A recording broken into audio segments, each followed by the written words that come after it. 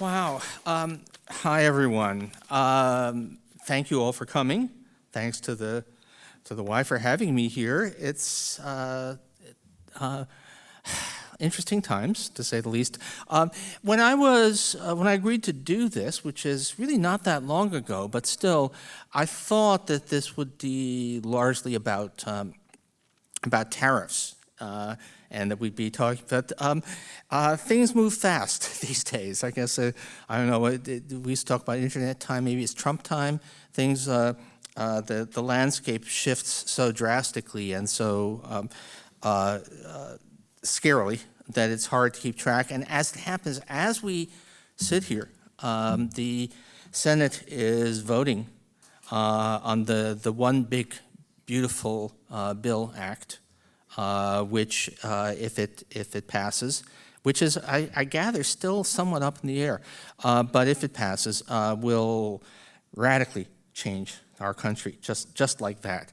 And actually, before I get into the sort of substantive economic policy stuff, I don't, and I can't see anybody given the lighting, so I don't know how many people know that the One Big Beautiful Bill Act is the official title of the legislation. That's not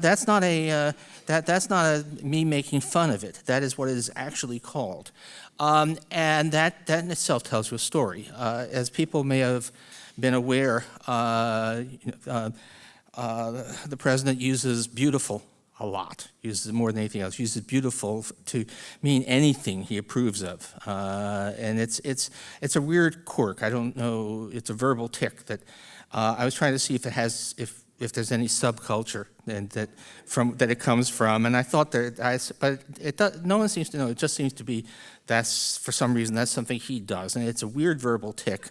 And he said, sort of almost in passing, last time he was in the White House, he tried to cut taxes for rich people, which he succeeded in, and tried to destroy health care for a few tens of millions of people, which failed. And so this time he was going to do them both at the same time, and as he says, in one big beautiful bill. And Congress, the House, the Senate, named the legislation that is being argued on the floor as we speak, the One Big Beautiful Bill Act, which is, bizarre. This is, the leader has a weird way of speaking, and you are so determined not to in any way offend or to curry favor with the leader that you simply incorporate that. It basically, this general feeling, this is not something that normally happens in republics, right? This is Washington, D.C. turning into Pyongyang on the Potomac. It really is something you'd expect Kim Jong-un to be dealt with that way, not a U.S. president. But that's where we are right now, and I do think that is significant in understanding where we are. So what is happening? You can understand, I think, particularly the One Big Beautiful Bill Act, but a lot of what else is going on. I have a kind of a unified theory to understand what's going on in policy right now, which is take basically everything good that has happened in America since Barack Obama took office in 2009, and let's destroy it. That would be that's a pretty good model for explaining a lot of what's in this legislation and some of the other things that are going on. So we had health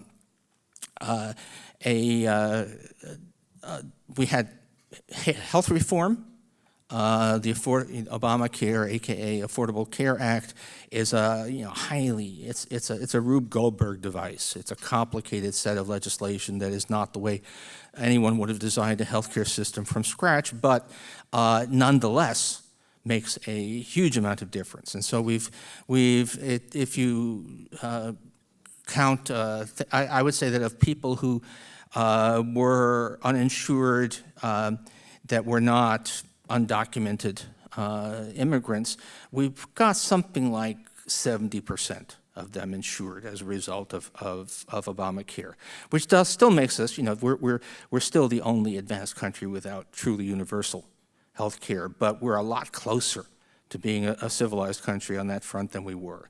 So, of course, the bill will savage that. We'll have incredibly horrific cuts in Medicaid, which is a core piece of it, and also cuts in the other parts, but above all Medicaid, which will take the form not even of eliminating the program or reducing the categories of eligibility, but instead creating an obstacle course of paperwork that will make it extremely difficult for people to get through the application process, and will uniquely hurt people with less formal education, people without internet connections, people, in other words, exactly the people who most need help will be excluded. So it's an incredibly cruel measure, and I think this is Aaron Serwer, the cruelty is the point. This is a deliberate, we're going to undo Obama's legacy on health care. We've had this incredible revolution in energy. Solar and wind, renewable energy was kind of hippy-dippy pipe dream stuff in the 2000s. And then suddenly everything fell into place. We suddenly have a situation where fossil fuels in many cases are just plain not competitive. Coal really, even without government intervention, coal would disappear from the energy landscape. Solar and wind are about 90% of recent additions to electricity generation capacity. And we had a set of policies under Biden to accelerate the transition to renewables. So this bill kills those subsidies, and not just that, actually imposes taxes, special taxes on renewable energy. So it's a deliberate effort to kill the renewable energy revolution, even though the technology wants us to have clean energy, but the party in power doesn't. And so that's another big thing. The U.S. economy has done really well relative to other advanced economies, at least in terms of growth. There are some other things we don't do so well on, but we've had high productivity growth, and particularly we've really pulled ahead on technology. And if you ask why, well, it's the underlying that is the immense strength, capability of U.S. science. We are the leading place to do science in the world, partly because we have critical government funding, partly because we have these great research universities and the close links between the research universities and the government funding and business.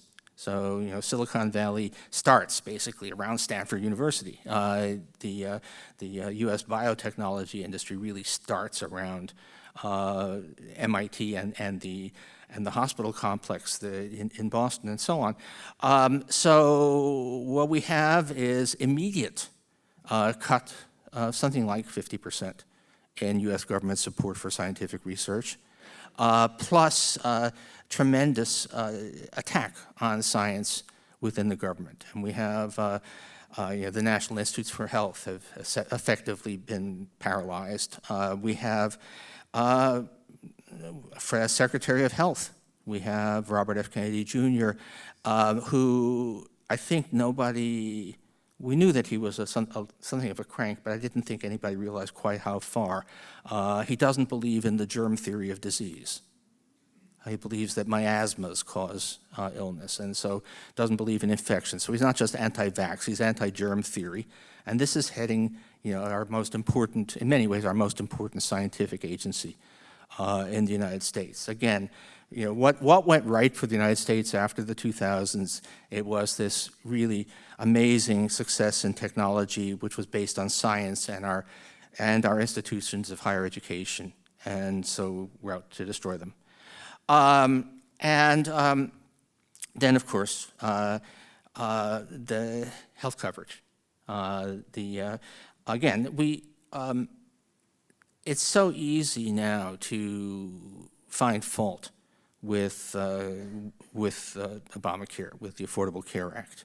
It is certainly not the system that most of us would have designed, although a really large part of what it has done is expand Medicaid, which is Medicaid is a healthcare program for low-income people, and so it is stingier, less, more restrictions, lower pay for health for doctors and nurses than other programs, but nonetheless is infinitely better than nothing. And in fact, in a lot of ways, Medicaid is the U.S. version of the kind of health care that many other advanced countries have. We're facing just really savage cuts. And there's a lot of back and forth about exactly how many people are going to lose coverage, but a reasonable number would be something like 16 million if this bill passes. And it could be more than that. And quite a few people will also be paying a lot more. Oh, and what I was going to say is that the imperfections, imperfect as the bill is, as the current healthcare system is, I think a lot of people have forgotten what it was like to live in a world where if you had a pre-existing medical condition and did not happen to have a job that came with generous health benefits, you were just out of luck. You just could not get covered. And I personally know people whose lives were saved by the fact that that coverage for pre-existing conditions was made available through that health reform. And all of that is basically on a chopping block now. So, boy, am I sounding... I've been friends said you need to end with something upbeat, so I will try at the end of this. But let's talk about that. The last thing I would say about where we are, right, good things that happened. America, at least as I saw it, we became a more tolerant country. A lot of ways. I've been around for a while and tracked a lot of things through the changes in public attitude, changes in politics. If you go back, if we try to think about what America was like in the Reagan years, a clear majority of whites in America were opposed to interracial marriages. That's just 40 years ago. We were a country where interracial marriages were widely regarded as unacceptable, which I might say would be pretty bad for my personal life. And that went from almost universal, it went from widespread disapproval to almost nobody at least being willing to admit that they were against interracial marriages. We went from gay marriage being possibly what swung the 2004 election to George W. Bush to it becoming very widely accepted in America. So we just in general became, I would certainly a more tolerant, more open, I would say a better society. And of course, all of that is now very, very much under assault. There's a level of sort of raw bigotry on multiple fronts. Presumably it was always there, but there was a point when people were afraid to, at least to admit to having those attitudes. And so all of this is it's the great dismantling of, I would say the dismantling of a lot of what makes America great. Okay, let me talk a little bit more about the specific things and then go on to the issues you might have expected me to be talking about or that I was expecting to talk about. But just let me say two things. Actually, three things. I'm turning into a Monty Python routine. That always happens.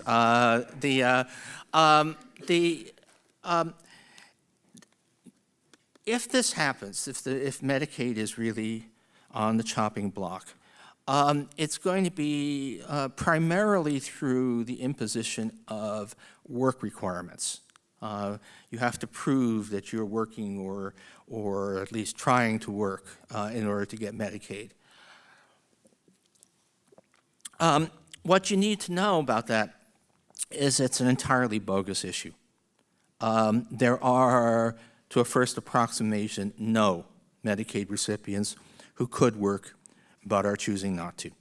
If you go down the list and you find out who actually receives Medicaid, it's people with disabilities, seniors, quite a few seniors receive Medicaid as well as Medicare, people who are who are caregivers for relatives, and about half of Medicaid recipients actually do work. And the number of people who, at least on a crude classification, could be working but aren't and are receiving Medicaid is very small.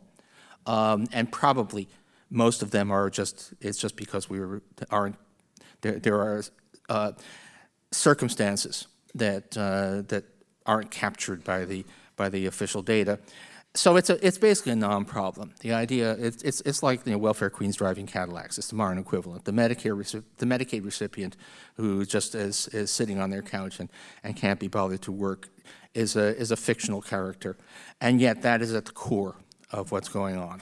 And it's see amazing stuff being said about how we're going to do this. And we also, actually, as it happens, I spent many years teaching a course, first at Princeton, then at CUNY, on economics of the welfare state, which was mostly international comparisons. And one of the things that you discover in all issues of things like healthcare and so on is that most things that you might think of have in fact been tried, that we don't lack evidence. It's not a shot in the dark. And in particular, we do know exactly what happens when you try to get more people working by imposing work requirements on Medicaid or other social programs. And the answer is that a lot of people lose coverage because you've created too many bureaucratic hoops for them to jump through, and that essentially no people go to work. So the centerpiece of this whole thing is a policy that we know doesn't work. We know from recent experience in the United States, in places like Georgia, that it doesn't work. But nonetheless, there we are. Renewable energy. Climate change terrifies me, as it should, all of us.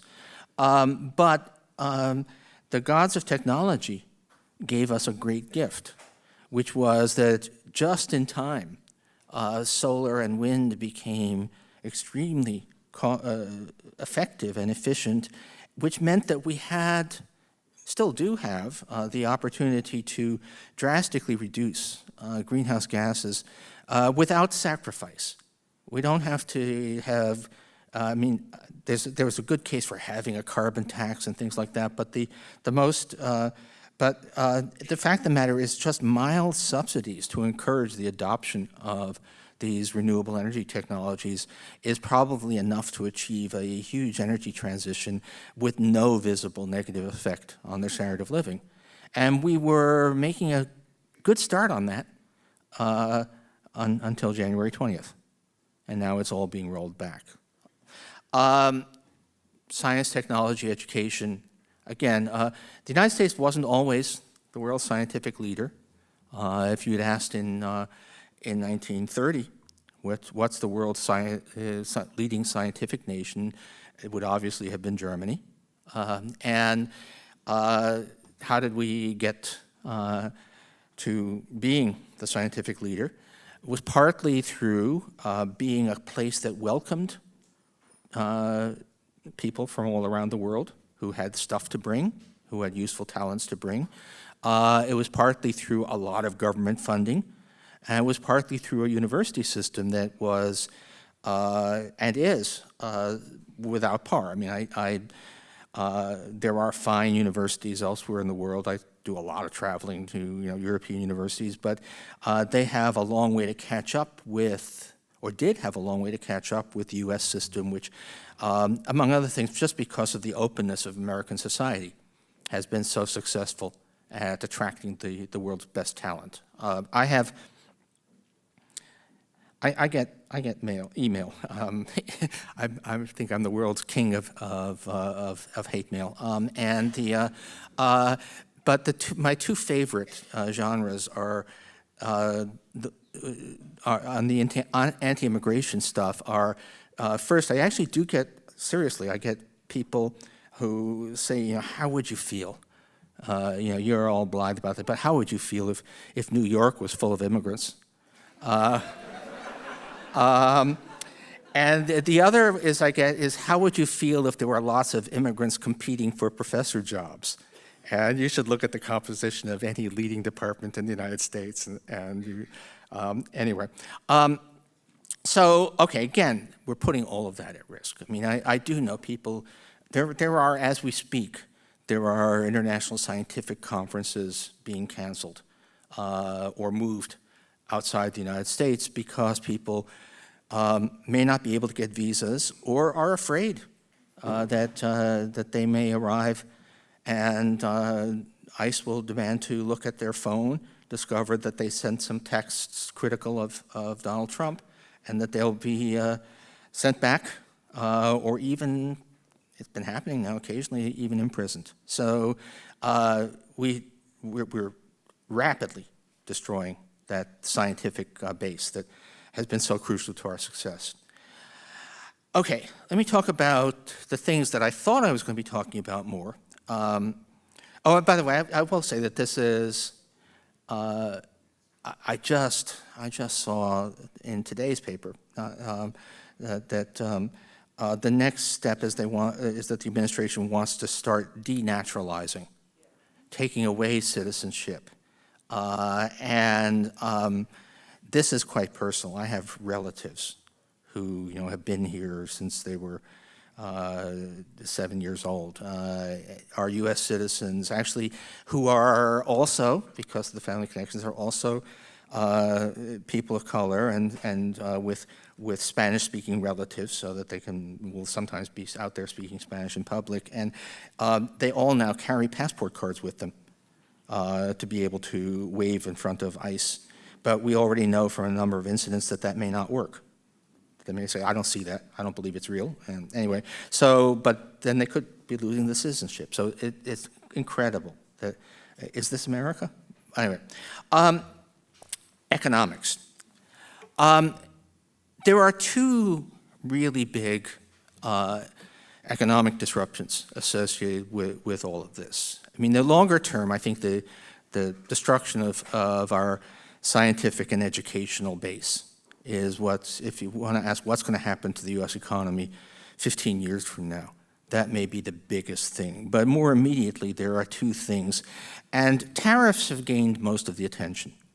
Understandably, we went drastic. You know, we went from roughly, from a less than 3% average tariff on when Trump took office, almost instantly up to what is now about something like a 17% average tariff. It varies by country, it varies by product.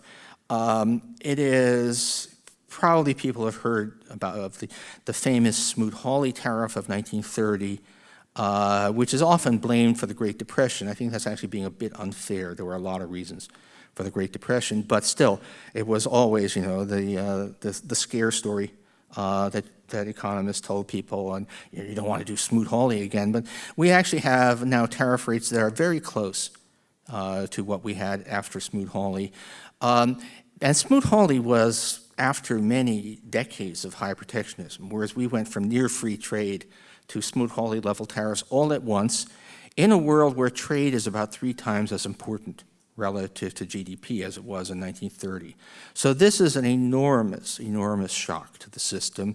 And worse yet, if it was permanent, if we knew it was there, then businesses could try to plan around it. One dirty little secret of international trade is that while there's universal agreement among economists that tariffs are bad, numerical estimates of how bad are probably not as large as many people think, but a tariff where you'd have no idea what tariffs will be next month, let alone next year, that is really bad. That makes planning pretty much impossible. I'm going to waste a couple minutes. I don't know if people, you know, there were 2 big tariff announcements on April 2nd and on April 9th. And the April 2nd tariffs that was Liberation Day.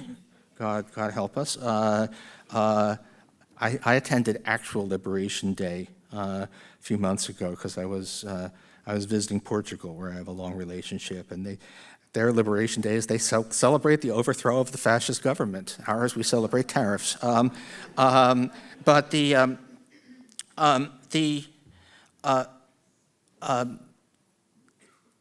tariffs were totally changed. After being one set of huge tariffs on April 2nd, we had a completely different set of tariffs, although the average tariff turned out to have been about the same, announced on April 9th. How did that happen? Well, it turns out we happen to know. I mean, let me say, I, as people may be aware, I have had my problems with mainstream media, but we do need these reporters with insider access. It needs, and so we know how it happened. We know that two of the less crazy members of the Trump economic team marched into the Oval Office while they knew that Peter Navarro, who was substantially crazier, was in another meeting elsewhere in the White House, got Trump to totally change the tariff policy, stayed in the office until he posted it on Truth Social. This is the world's greatest nation making enormously consequential economic policy. And it's destructive. It must be nightmarish to be trying to run a business these days if you have any connection to international trade, because you have literally no idea what the policy environment will be. We have a supposedly crucial date next week when all kinds of things will happen, but nobody thinks that whatever happens then will be the end of the story. If you ask me, and I think probably most people who work on this, deportations are an even bigger economic issue than tariffs. And just leaving aside, the human side and masked men who claim to be ICE agents but have no identification, snatching people off the street. Again, is this America? But just plain in terms of economic impact, one of the things that an issue I've not really done original work on, but followed a lot over decades, is that we've learned that immigrants really don't compete very much with native-born workers. You might think that they do, but it turns out that even if they have the same formal level of education, they take very different jobs. They take often jobs that are grueling or dangerous, that native-born Americans, understandably don't want to do, and or they just may bring skills that, in fact, we don't have here. So that if you look at, so if you say, well, we're going to deport 1 million workers, which looks quite plausible in the not-too-distant future, it won't be 1 million workers spread from across the economy. It will be the core of the workforce that picks our crops. It will be the core of the workforce that does the heavy work in construction. It will be the core of the workforce in meat packing. So there will be individual industries that are really hard hit. And a good guess is that the inflationary impact, the negative impact on our standard of living of deportations is going to be even bigger than the effect of tariffs. So, and we are now less than 6 months in, and it's quite a picture to paint. Now, it's always a temptation to imagine that there's going to be imminent economic crisis because of policies you don't like, and that's usually that's a bad line to sell, because usually, even if there is going to be I had an old teacher, Rudy Dornbush at MIT, who was a great international economist, but maybe best remembered for his Dornbush's law, which says that the crisis takes longer to happen than you can possibly imagine, and then when it comes, it happens faster than you can possibly imagine. And so I don't think that we should be expecting necessarily to see everything fall apart, next month. Of course, the stock market, God knows what drives the stock market. Another of my teachers, Paul Samuelson, said, the stock market has successfully predicted 9 of the last 5 recessions. You shouldn't be expecting catastrophe immediately, but my God, it's really wild stuff. And if you look at other markets, I was, God help me, in Brazil for a day last week. I should not have done that. But they're looking at interest rates and the dollar, and the fact that in the United States interest rates have gone up and the dollar has gone down, which never happens here. In America, when interest rates go up, U.S. investing in the United States becomes more attractive and the dollar goes up. And this combination of clearly people losing faith, international investors, whatever the stock market thinks, international investors are losing faith in America. The Brazilians were all saying, you look like us. And so we are starting to see signs that the U.S. looks like an emerging market. Now, we're a long ways, I think, from classic emerging market debt crisis, but it's not good. How does this end? The good news is that one of my great fears as we entered this era was that people would basically fall for it for a long time, that the public would just sit back and celebrate, those criminal migrants are being rounded up, and all of those pesky energy regulations are going away, and that sort of thing. And that is not what we're seeing. There's polls. Issue polling is always problematic, but for what it's worth, the one big beautiful bill is polling worse than any legislation in memory, there have been a number of special elections, and so far, Democrats in special elections have outperformed 2024 by 15 points, so that the public is not buying it. I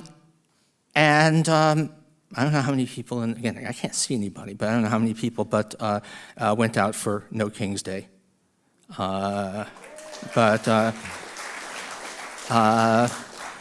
was there. There we go. Anyway, all right. Well, I don't really need to show. Okay.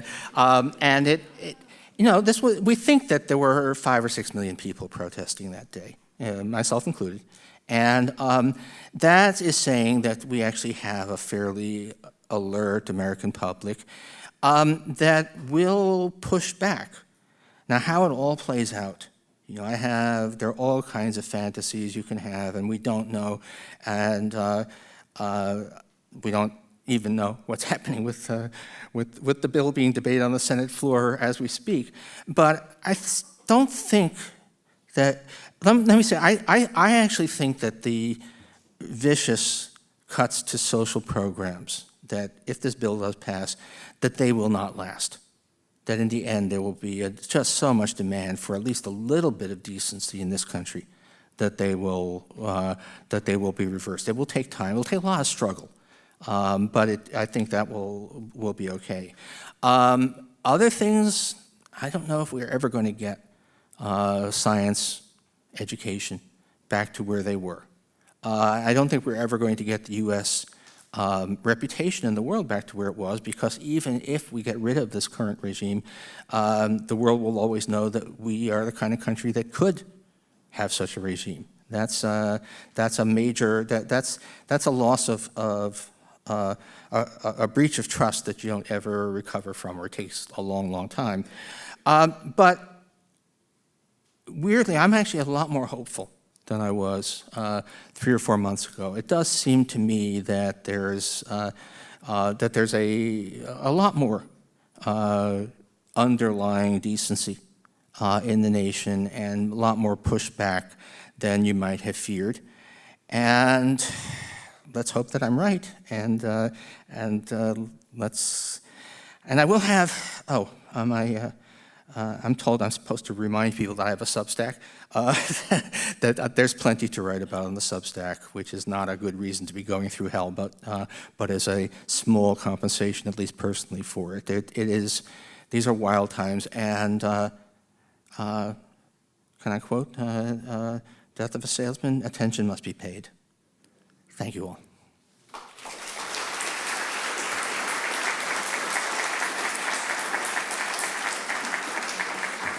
So I believe that I'm supposed to get index cards with questions, and here they come. Oh, there are so many that just came in. I couldn't go over all of them, so All right. just pick and choose what you think. Okay. Actually, I'll just go with the top one right away about can Trump's policies cause a depression? I mean, yes. Tariffs don't necessarily cause a depression or a recession. They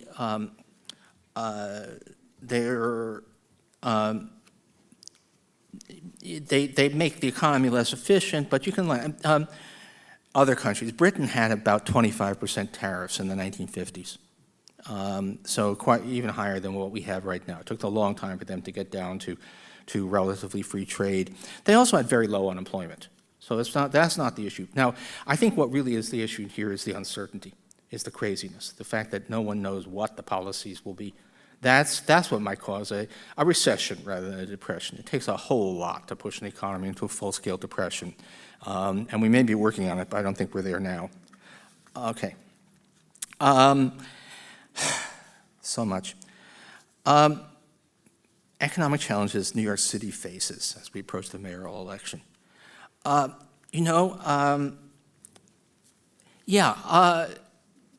think it all comes down for New York to affordability.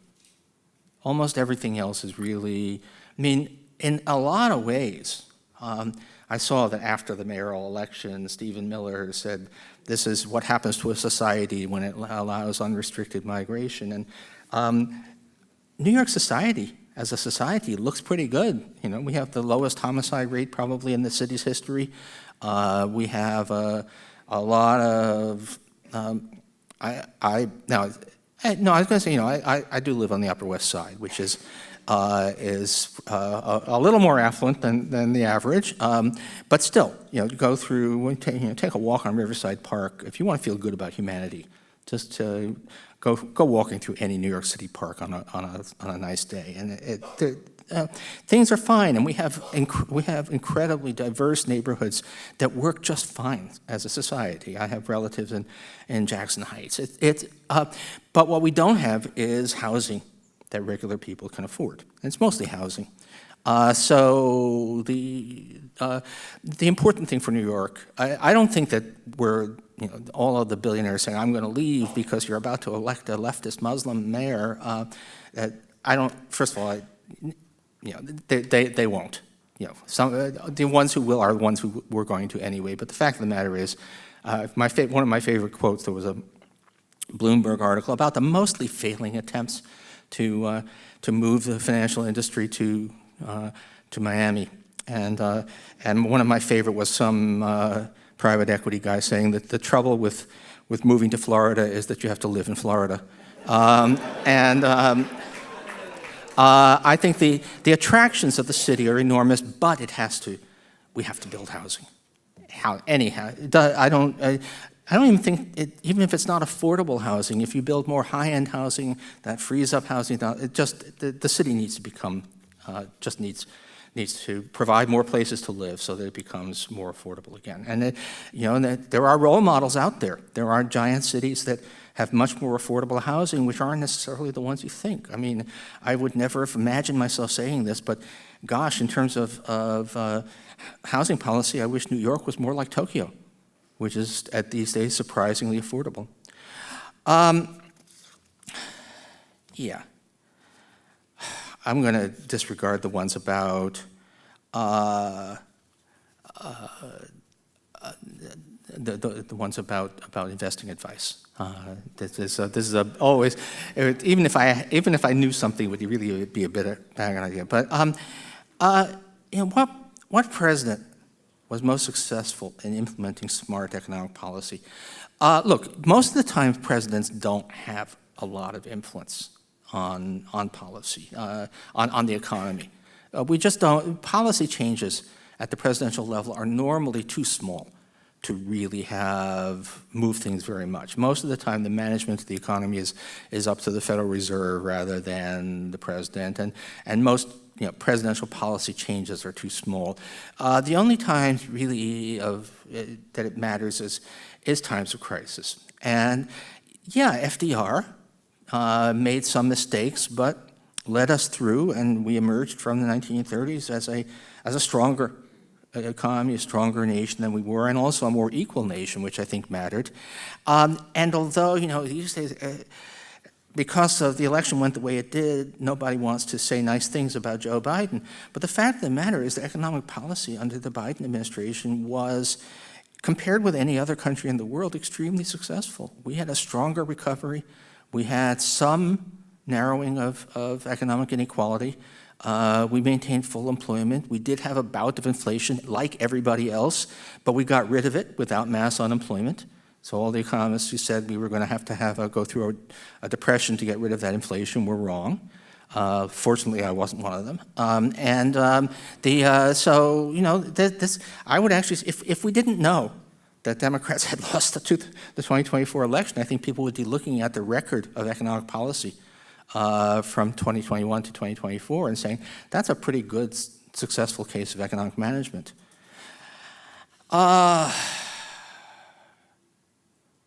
This is actually a good one. What country do I think of as a good model?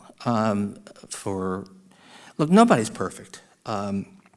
Every country has its own quirks and negativities and virtues. I mean, at least until just the other day, I still think that America's openness was something that nobody else could really match, even if legally they were, just as open as we were. The American society was more open to outsiders and change than anyone else.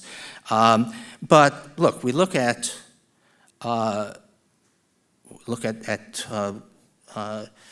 Denmark. The Nordics in general, but Denmark, per capita GDP is lower than it is here, but that turns out to be mostly because, unlike Americans, the Danes actually take vacations. So it's not clear to me that that's a problem, and there's no, there's nobody goes without health care because they can't afford it. There's just no intense poverty of the kind that we have here. Which, by the way, in case you want to know, yes, they have a ethno-nationalist political movement there. So just doing the right thing, unfortunately, doesn't mean that you're safe from the demons that infect all of us. I've lately been spending some time in the Netherlands for various reasons, and that's another country that, again, just the sort of the general decency of the society just shows what's possible. Anyone who tells you, no, you can't, it's impossible to have health care for everyone. It's impossible to ensure that even in service occupations, people earn decent wages, that it's impossible to eradicate extreme poverty. When I say, look, there's countries over there. They're real, they exist, and they actually do all these things. And they also have life expectancies that are, 4 or 5 years longer than ours. So this is pretty. I would say any. Unfortunately, we don't have a category here. But in Europe, people will talk about social democrats. A social democrat is someone who believes mostly in a market economy, mostly profit-driven economy, which is mostly private business, but with some regulation and a strong social safety net. And I'm a social democrat, and the social democracies of Europe actually do fine. And they're feeling a little blue because they have fallen behind a bit in advanced technology. Not clear to me that even will persist, and You might want to note that of the two countries I named, the Netherlands, the high-end equipment for manufacturing semiconductor chips all comes from ASML, a Dutch company, and the weight loss drugs are coming from Denmark. So it's not that they're not innovative.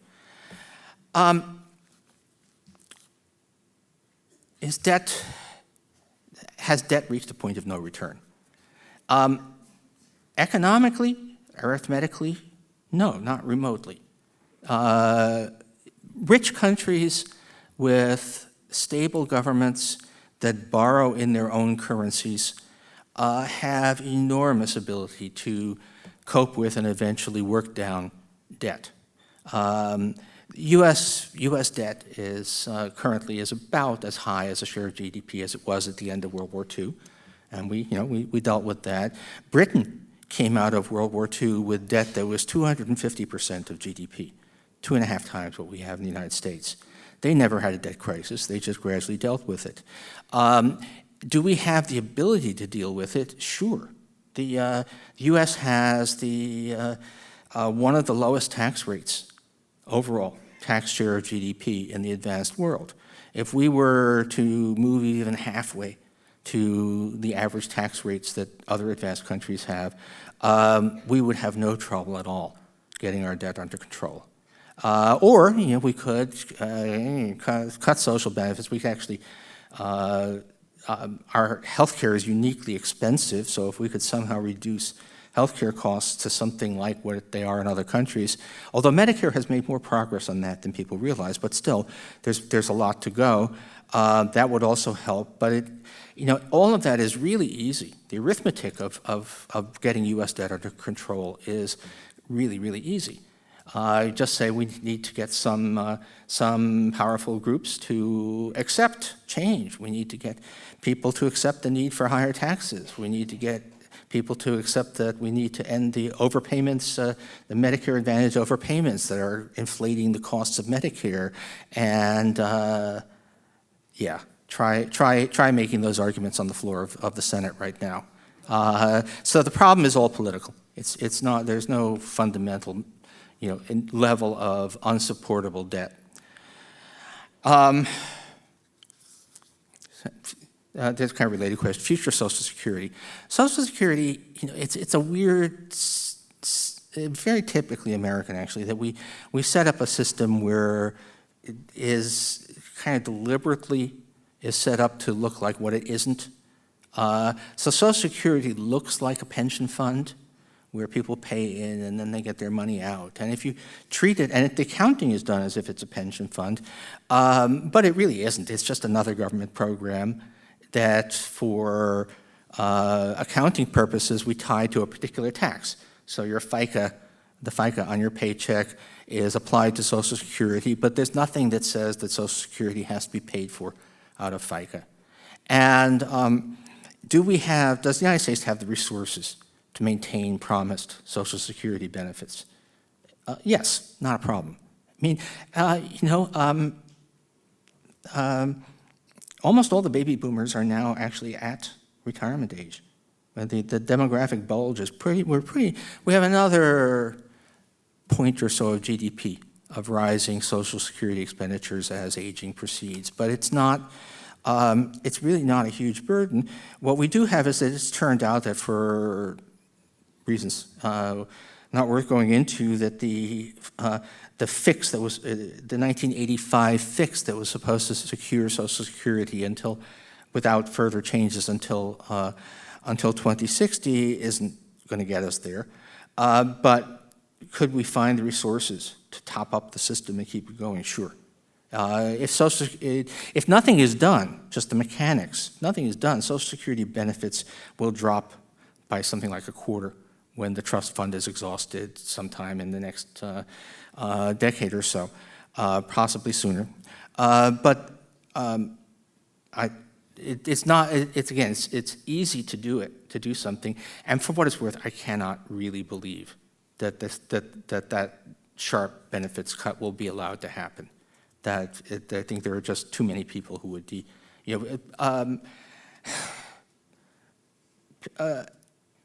Affluent Americans have no idea how critical Social Security is to most of the American people. For most people, it is their retirement. And I cannot believe that it will be allowed to go under.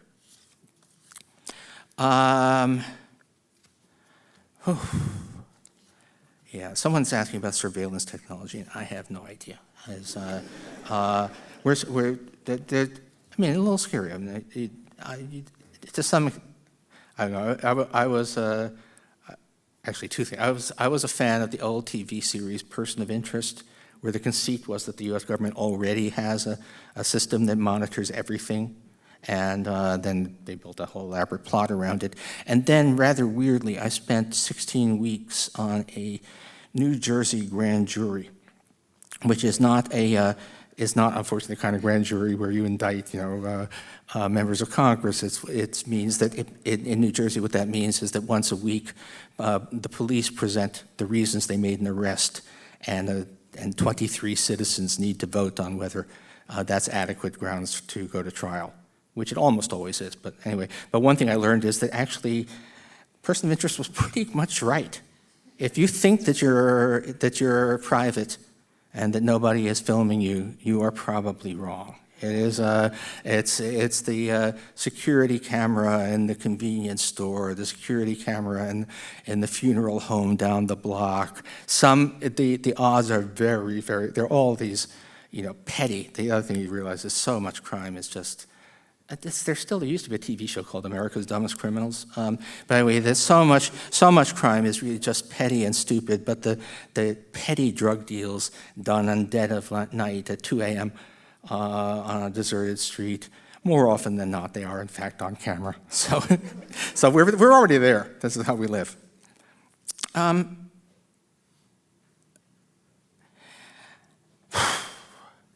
I think I sort of a question about cuts to research funding. Look, this is really serious. I mean,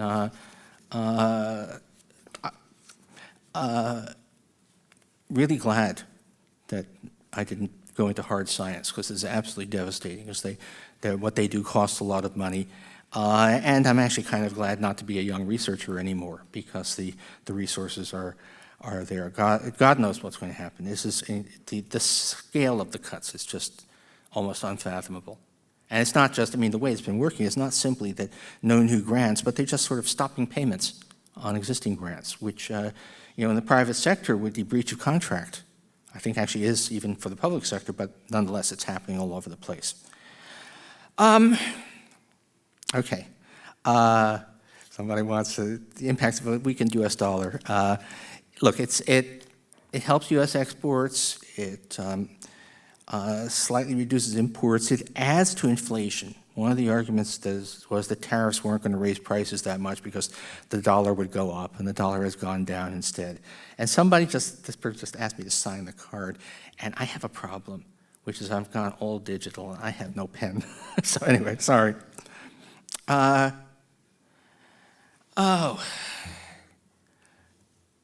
This is actually, I like this. Where do I have an opinion different to the majority of leading economists?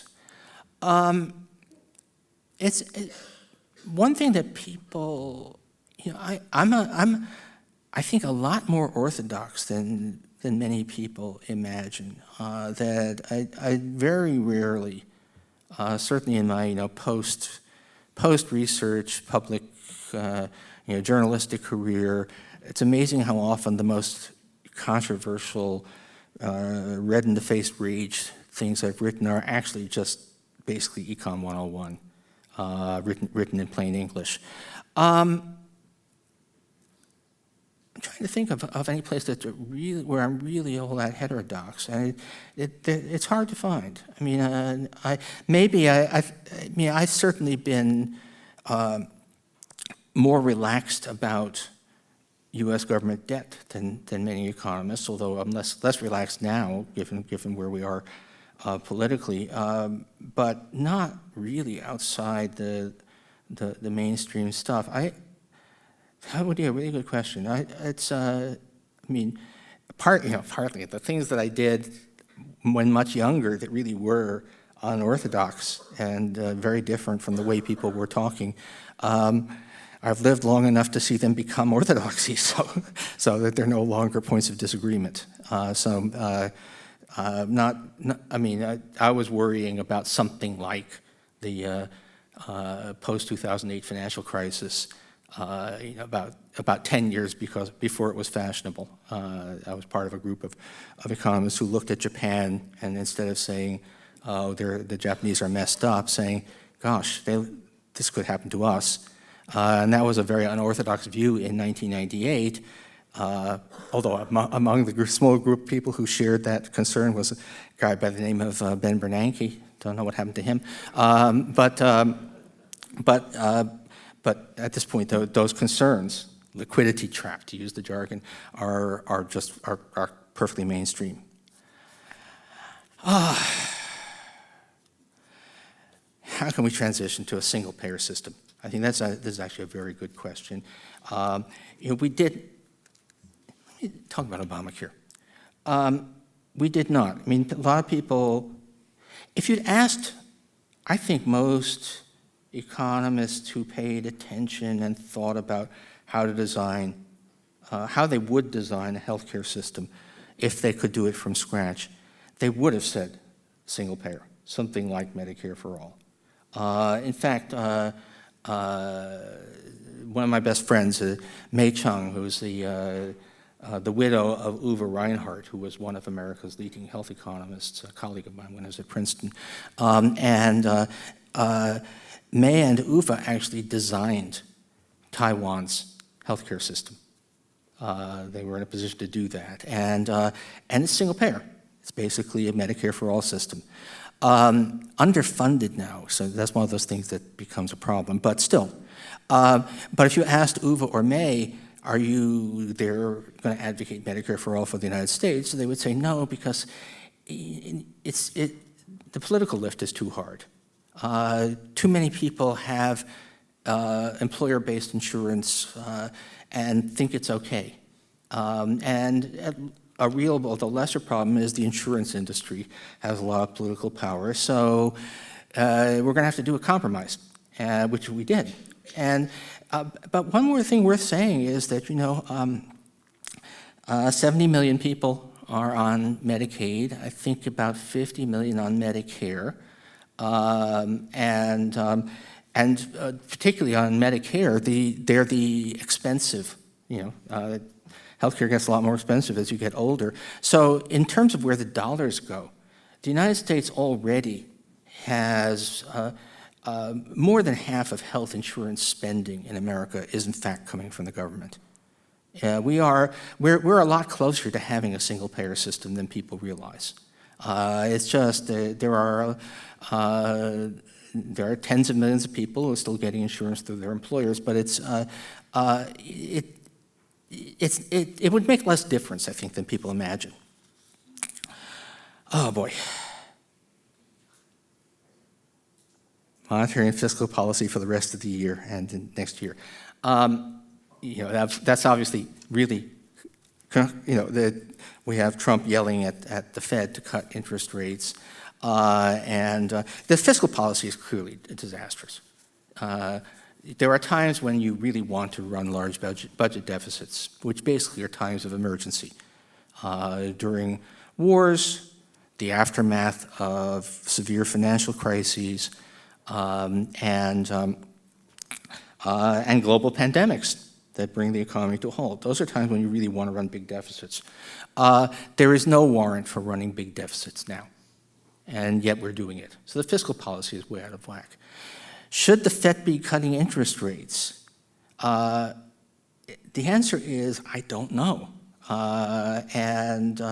Because there's so much uncertainty about where we really are and what's happening, and the secret, Jerome Powell doesn't know either, right? It is an inherently very hard situation. If I were him, I'd be doing what he is, which is sitting on his hands and waiting for more evidence. And it may turn out that in retrospect, the Fed should have cut rates, but we don't know that now. We don't, just trying to imagine what the world economy will look like let's say in January 2026, is already, the range of possibilities is just huge. So what is the right policy right now? In some sense, paralyzed fear is the appropriate attitude. Will manufacturing onshore help the economy? This is actually, and I will take just a couple more because I think we're all getting tired. Let me just say,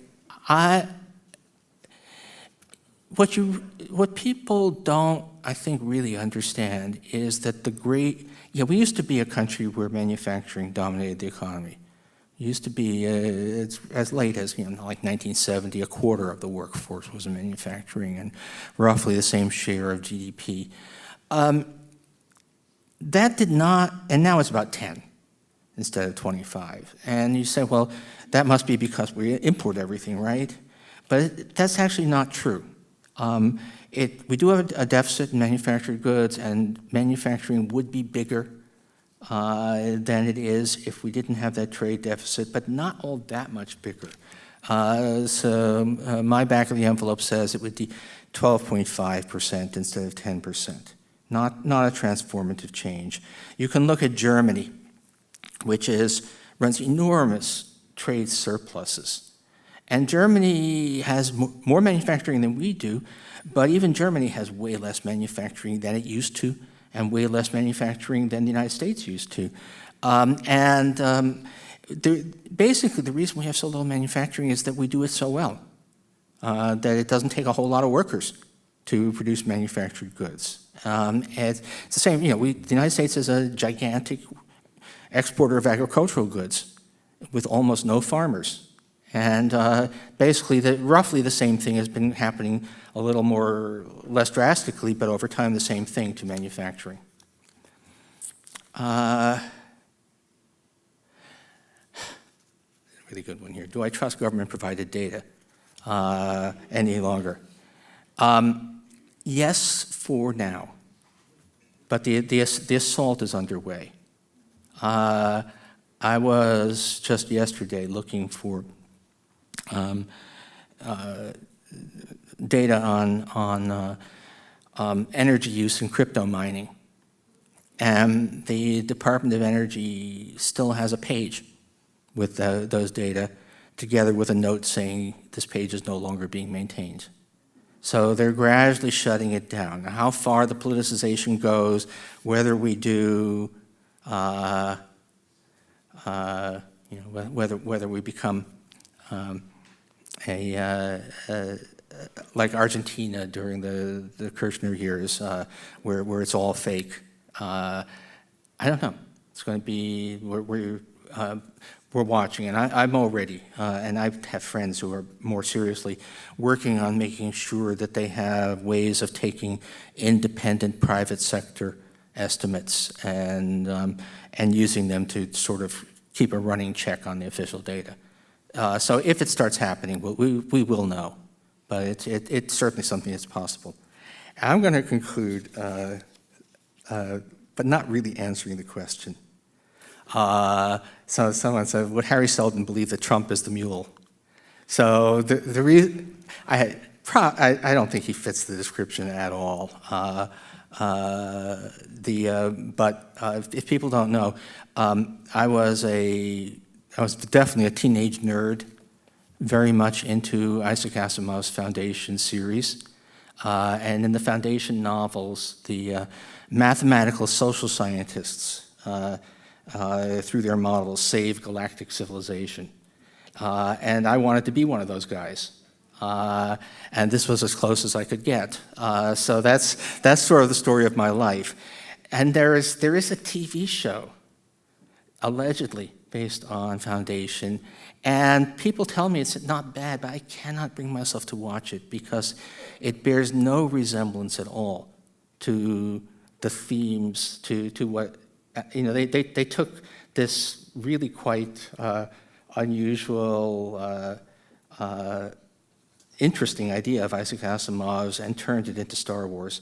And it may be a good version, but I can't bring myself to watch it. So, yeah, and honestly, the The fundamentally implausible thing about, even though those were great novels by Asimov, the fundamentally implausible thing was to believe that human affairs can ever be predictable enough, that your equations are going to be able to let you know what's going to happen 200 years out.